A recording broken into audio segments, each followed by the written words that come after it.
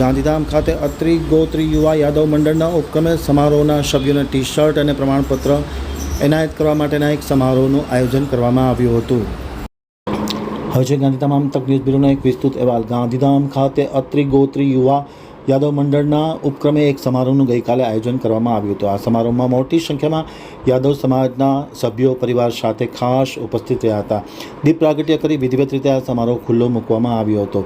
હેમચંદ યાદવ ના મકાન ખાતે આ બેઠકનું આયોજન કરવામાં આવ્યું હતું. બેઠકમાં ખાસ કરીને ગત તારીખ 31મી જાન્યુઆરી 2026ના રોજ અત્રી ગોત્રી વિવાહ મંડળ તરફથી જે બ્લડ ડોનેશન કેમ્પનું આયોજન કરવામાં આવ્યું હતું. વિશેષ અને ભવ્યથી ભવ્ય આ બ્લડ ડોનેશન કેમ્પનું આયોજન કરવામાં આવ્યું હતું. જે કેમ્પમાં રક્તદાતાઓ જે હતા તેમને પ્રમાણપત્ર એનાયત કરવાનો પણ એક કાર્યક્રમ યોજવામાં આવ્યો હતો. મોટી સંખ્યામાં રક્તદાતાઓએ રક્તદાન કરી અને મહિમા ઉજાગર કર્યો હતો.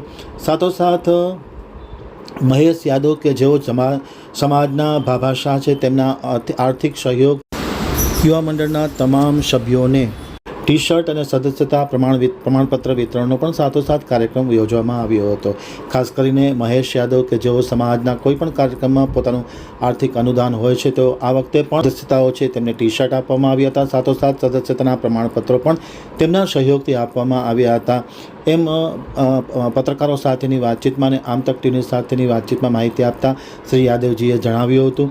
અને ખાસ કરીને આ કાર્યક્રમ ખૂબ જ અસરકારક રહેવા પામ્યો હતો. સૌ યાદવ પરિવારના સભ્યોને બાંકે બિહારી જયના આશીર્વાદ પાઠવવામાં આવ્યા હતા.